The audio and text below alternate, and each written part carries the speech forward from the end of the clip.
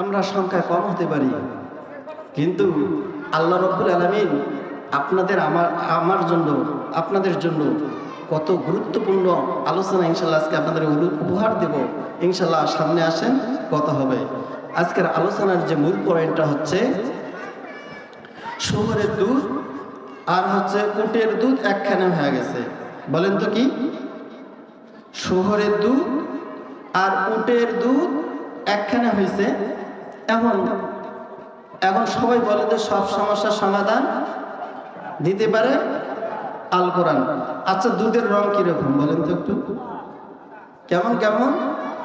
যে লোকগুলো কথা বলে না তারা মনে হয় দুধের রং কালো, তাই না? তাহলে আলোচনার যে মূল পয়েন্ট বুঝতে হবে ভালো করে। যে সমস্ত ভাইরা এখন রাস্তায় দাঁড়িয়ে আছেন, আপনারা যাদের কর্ণে ঘরে মাইকের আওয়াজ যাচ্ছে, আলোচনার মূল পয়েন্ট হলো শুয়োরের দুধ উটের দুধ একখানে মিশ্রিত হয়ে গেছে। আর আজকের আলোচনা আল্লাহর কোরআন দিয়ে এই দুধটা আমরা আলাদা করে দেব শুনতে রাজি আছেন কিনা ইনশাল্লাহ? আচ্ছা, প্রশ্নটা সহজ হবে না কঠিন হবে? দুধ তো দুধেই, কিন্তু একখানে মিশ্রিত হয়ে গেছে। আল্লাহর কোরআন বলে আমি এই দুধগুলো আলাদা করে দেব। কি করে দেব? আলাদা করে দেব। আজকের আলোচনার মূল পয়েন্টটা কিন্তু এটাই ইনশাআল্লাহ। সম্মানিত দিনদার, পরহেজগার, ইমানদার মুসলমান ভাইগণ এবং পর্দার আড়ালে অবলা সরলা সতী সাধবী মা ও বোনেরা, সকলের প্রতি শুরুতে আবারও সালাম, আসসালামু আলাইকুম ওয়া রাহমাতুল্লাহি ওয়া বারাকাতুহু। আমরা সে মহান আল্লাহ তাআলার কাছে শুকরগুজার করতে যাচ্ছি যে আল্লাহ রাব্বুল আলামিন আপনাকে আমাকে হাজার হাজার লক্ষ লক্ষ কোটি কোটি মানুষের মাঝ থেকে যাদেরকে পছন্দ করেছে, কি করেছে বলেন তো দেখি? যাদেরকে পছন্দ করেছে, ভালোবেসেছে, যেই সমস্ত মানুষগুলোকে আল্লাহ তাআলা জান্নাতে দেবে, এই মানুষগুলোকে এই জান্নাতের বাগানে আসার বসার সুযোগ করে দিল। এই জন্য আমরা অন্তরের অন্তরস্থল থেকে বুকের যত শক্তি আছে মুখের কাছে নিয়ে এসে আমরা উচ্চ স্বরে সকলে বলতেছি আলহামদুলিল্লাহ।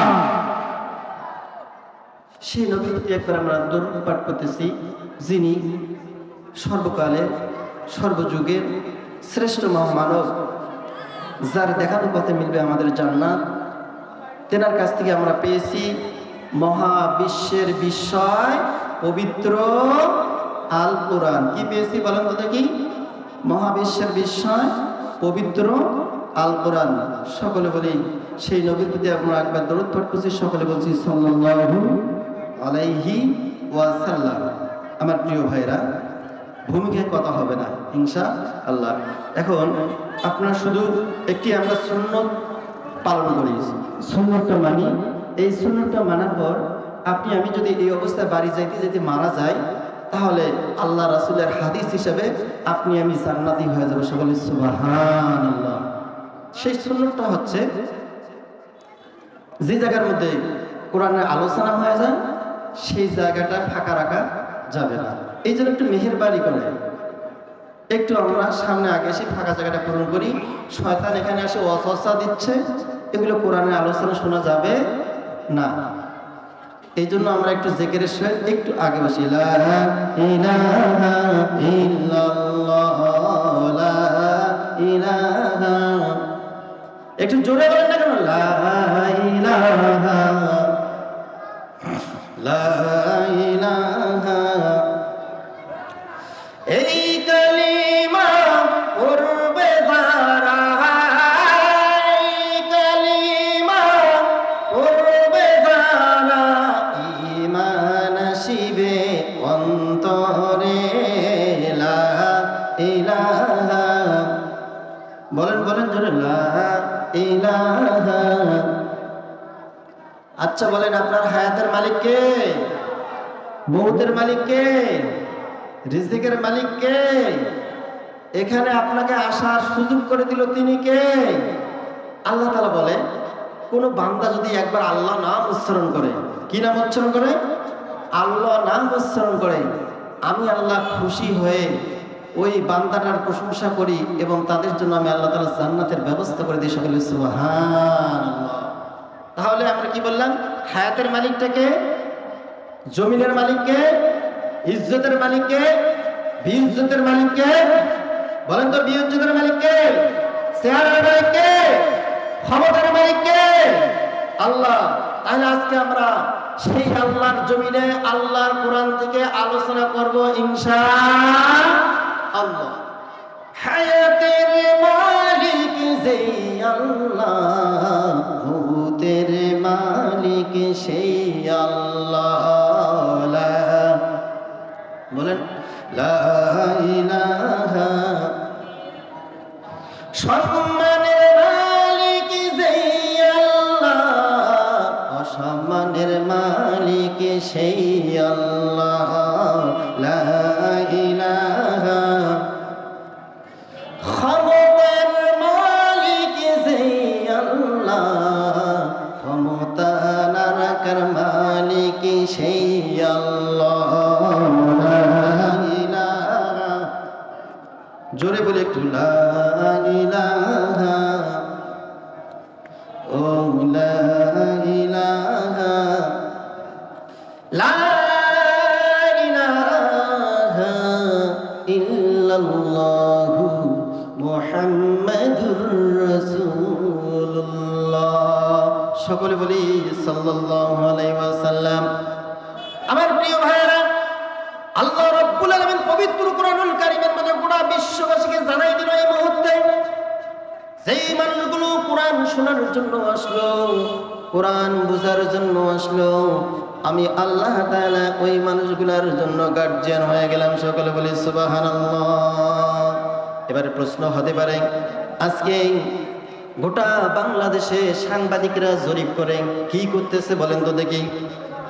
সাংবাদিক মিডিয়া যারা আছে এরা জরিপ করতেছে, দেখতেছে প্রতিদিন গোটা বাংলাদেশের মধ্যে প্রতি রাতে 1500 কোরআনের তাফসীর মাহফিল হয়। সকল বলি সুবহানাল্লাহ।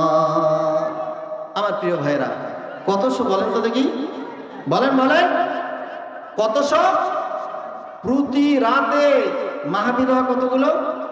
1500 মাহফিল, যেটাকে আমরা 1500 বলি। কি এটা কি ভালো না খারাপ? বলেন তো ভালো না খারাপ? খারাপ তো শুধু ওই লোকের জন্য, কারণ এই কোরআনের মাহফিলে আল্লাহর কোরআনের কথা বলা হয়, রাসূলের আদর্শ বলা হয়। আপনি ঘুষ খেতে পারবেন না, আপনি জেনা করতে পারবেন না, আপনি ব্যভিচার করতে পারবেন না, অন্যায়ভাবে ইতিমের অন্যায়ভাবে ইতিমের সম্পদ ভক্ষণ করতে পারবেন না। এই মানুষগুলোর জন্য কোরআনের মাহফিলটা অসম্ভব কথা, বলেন ঠিক কি না? আমার প্রিয় ভাইরা, এখন কথা না, ইনশাআল্লাহ আমরা আলোচনার দিকে চলে যাচ্ছি। তাহলে আপনারা সাক্ষ্য দিলেন যে প্রতিদিন গোটা বাংলাদেশে তাফসীর মাহফিল হচ্ছে 1500। কত মাহফিল? 1500 মাহফিল প্রতিদিনই হচ্ছে। আচ্ছা, এটা ভালো লক্ষণ না খারাপ লক্ষণ? একটু জোরে বলেন তো দেখি, এটা ভালো লক্ষণ না খারাপ লক্ষণ? তাহলে 1500 মাহফিল হচ্ছে, এই 1500 তাফসীর মাহফিল আপনাকে আমাকে কি বার্তা দিল?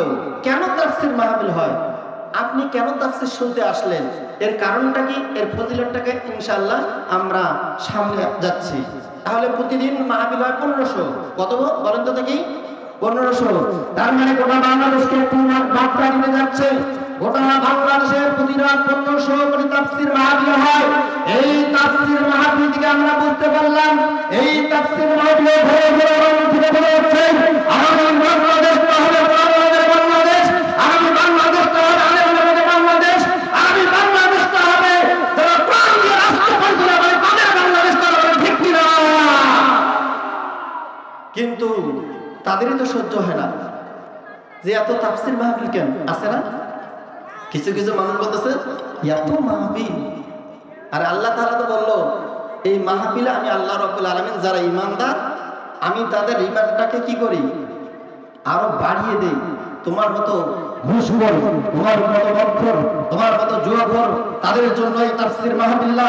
তাফসীর মাহফিল তো আমি আল্লাহ রাব্বুল আলামিন এটা করেছি, যারা মুমিন তাদের ঈমানটা বৃদ্ধি পাবে, এই জন্য আমি আল্লাহ রাব্বুল আলামিন তাদের জন্য তাফসীর মাহফিলের প্রয়োজন, তাফসীর মাহফিলের আয়োজন তাদেরই জন্য করা হয়। কথা বলেন ঠিক কিনা?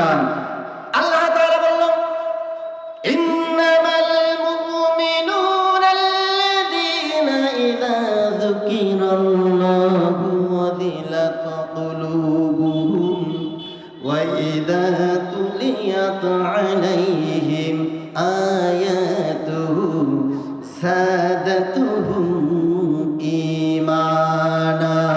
সকলে বলছি আল্লাহু আকবার।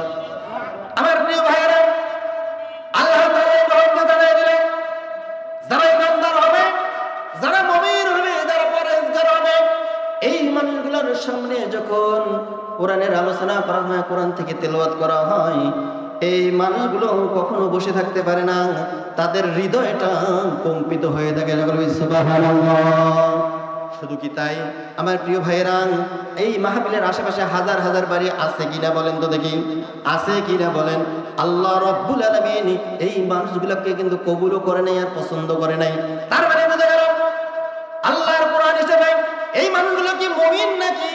আল্লাহর কোরআন কি অ্যানসারটা দিচ্ছে? আল্লাহ তো বলল যারা মুমিন, যারা ইমানদার, যারা পরহেজগার, এই মানুষগুলোই তো তাফসীর মাহফিলে আসে। সুতরাং এই তাফসীর মাহফিলে কোনো সুদখোর আর ঘুষখোর আসতে পারে না। কথা বলেন ঠিক কি না? আমার মনে হচ্ছে এটাই, প্রতিটা বাড়ি থেকে যদি একজন করে আমরা এই জায়গায় আসতাম, এইরকম আরো 4টা প্যান্ডেলের আয়োজন করা লাগতো। কথা বলেন ঠিক কি না? আবার তো ভাগ্যের উদ্ভিদ দরকার আছে, কারণ আল্লাহ তো তাকে ভালোবাসে না। আল্লাহ কি ভালোবাসে? আল্লাহ তাদেরকে ভালোবাসে নাই, পছন্দ করে নাই, বিদায় তারা আসতে পারে নাই। দেখি আল্লাহর কোরআন কি বলে। আল্লাহর কোরআন গোটা বিশ্বকে মেসেজ দিয়ে দিল, যে মানুষগুলা কোরআন শোনার জন্য আসলো না, আসলে সেই মানুষগুলাকে কিসে নিষেধ করলো, কিসে বাধা করলো?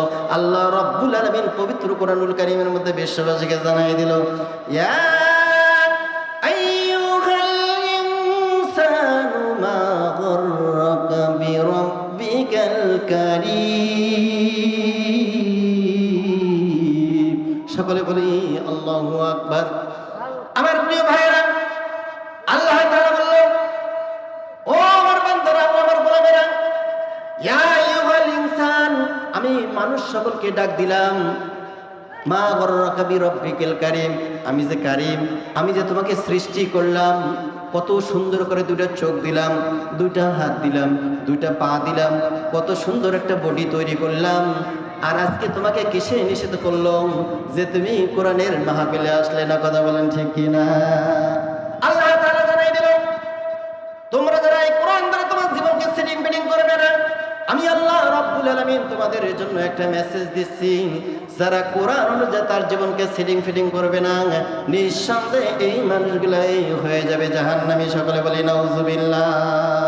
আমার প্রিয় ভাইরা, এবার আল্লাহর কোরআনকে প্রশ্ন করব। আল্লাহর কোরআন প্রতিদিন বাংলাদেশের মধ্যে 1500 কোটি তাফসীর মাহফিল হয়। এই তাফসীর মাহফিল করি লাভটা কি?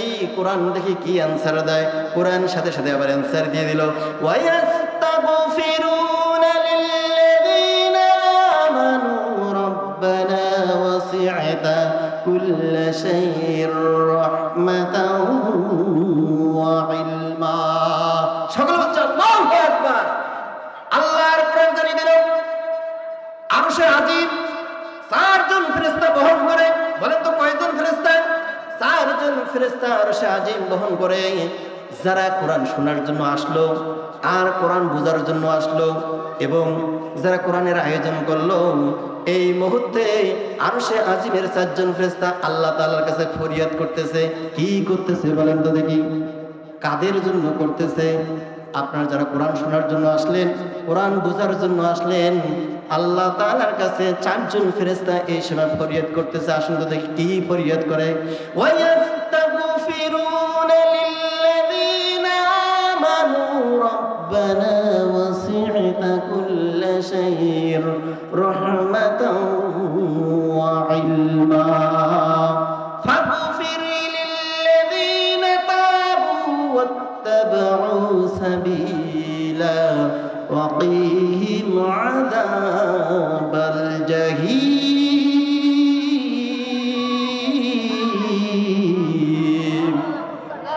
আমার প্রিয় ভাইরা, আরশে আজিমের 4 জন ফেরেশতা যারা কোরআন শোনার জন্য আসলো, এই মানুষগুলোর জন্য আল্লাহ রাব্বুল আলামিনের কাছে দোয়া করলো, আল্লাহ যারা কোরআন শোনার জন্য আসলো, এই মানুষগুলো, এই বান্দাগুলোকে তোমাকে তো দেখে নাই। আচ্ছা বলেন, দেখেছে কি? দেখে নাই। যারা কোরআন বোঝার জন্য আসলো, তোমার নবীকে দেখে নাই, জান্নাত দেখে নাই, জাহান্নাম আসলো, আল্লাহ রাব্বুল আলামিন বলল, শয়তান কিন্তু ওয়াসওয়াসা দিচ্ছে, তুমি এখানে শোনো না, কোরআনের মাহফিলে যাও না। এরকম শয়তান কিন্তু ওয়াসওয়াসা দিচ্ছে। এই মুমিন বান্দাগুলো শয়তানের কথাকে পরোয়া না করে কোরআনের মাহফিলে চলে আসলো। আমি আল্লাহ রাব্বুল আলামিন এই মানুষগুলোর গার্জিয়ান হয়ে গেলাম। সকলে বলি সুবহানাল্লাহ। আমার প্রিয় ভাইয়েরা, আসুন তো দেখি আরশে আজিমের ফেরেশতারা কি বলল। এরা আল্লাহ তাআলার কাছে দোয়া করতেছে, আল্লাহ যেই মানুষগুলো কোরআন শোনার জন্য আসলো, ও আল্লাহ এই মানুষগুলো তো শয়তানের খপ্পরে পড়ে গুনাহ করেছে, ভুল করেছে, জিনা করেছে, ব্যভিচার করেছে। ও আল্লাহ যারা কোরআন শোনার জন্য আসলো, এই বান্দাদের জীবনের যতগুলো গুনাহ আছে তুমি আল্লাহ মাফ করে দাও। সকলে বলি সুবহানাল্লাহ। আমার প্রিয় ভাইয়েরা, তাহলে তারা কি করলো? যারা কোরআন শোনার জন্য আসলো, যারা কোরআন